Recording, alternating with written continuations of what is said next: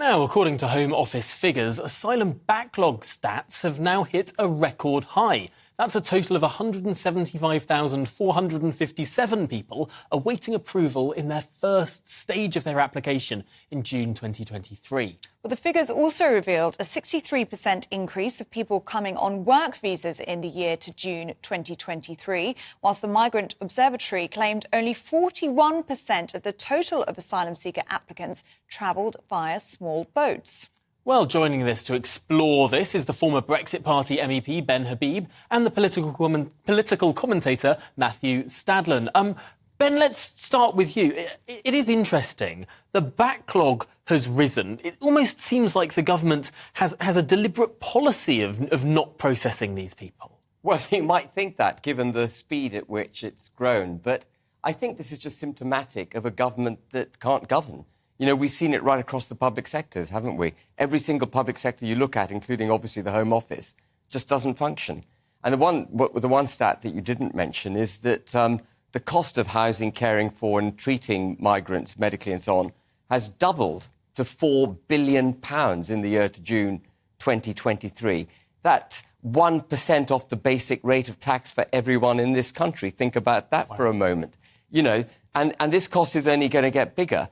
What Rishi Sunak sensibly said this morning was that the only way to deal with the backlog is to stop the boats from coming. But he hasn't got any ideas, any serious ideas about how to do that. We had the Nationality and Borders Bill, which we were told would solve it. It didn't. Rwanda was going to solve it. It didn't. The Illegal Migration Bill came into force last month. We've seen no action under the Illegal Migration Bill.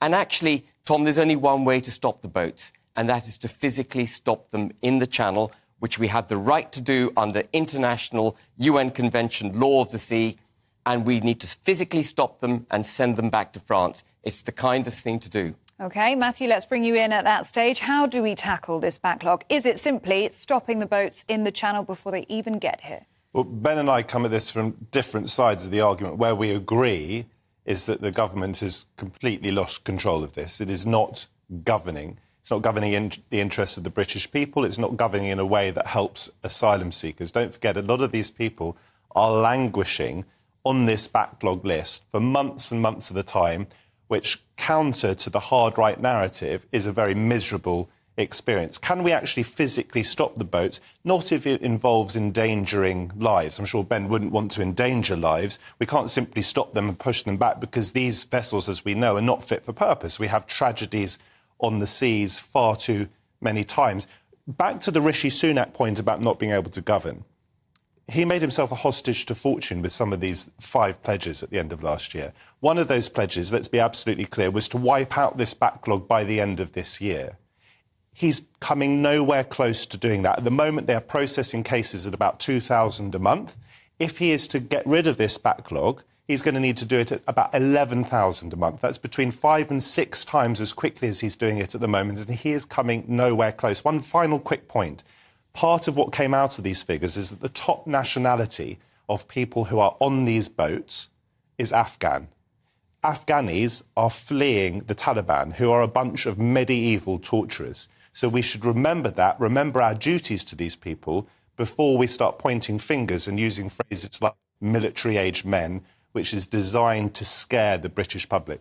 Ben, what do you say to that? A large number of people coming from Afghanistan. Many would say that Britain has an obligation. We invaded that country. Britain does have an obligation to Afghanistan. 22 years of carnage with no result other than the Taliban being in charge, as they were when we entered the country in the first place. But that obligation isn't delivered by opening our borders and allowing in people whom we know nothing about, who may actually be exported here by the Taliban, who may have antipathetic attitude to the United Kingdom. And remember, these people are already safe in France. They have succeeded in securing their human rights once they get to Europe. They're coming to the United Kingdom because, frankly, we spend £50,000 per head per migrant per year. The French spend £5,000 per head per migrant per year. We're 10 times as generous as the French. Might that not be, Mathew Stadlen, because we don't process them quickly, therefore they have to be put up in state accommodation rather than working? What the government needs to be doing is getting together with France, as it has attempted to do, but it seems unsuccessfully, and simply making sure that but these people do not get on boats in the first place. The problem with that, of course, is that the French are not particularly incentivised. They need to get a grip of these gangs. There's absolutely no doubt about it. I don't want people, any more than Ben does, taking this dangerous journey. We have to stop people. The second thing it has to do is get a grip on the backlog. There's no point coming up with these populist plans like Rwanda, which is financially not going to work. It's not going to work in practice.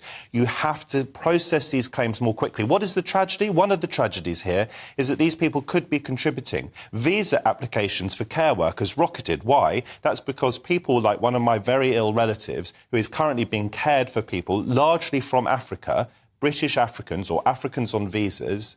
We need these people to make sure that our sick and elderly and disabled are looked after in this country. These people languishing on the backlogs, if they were processed more quickly, could be helping with precisely that sort of vital work.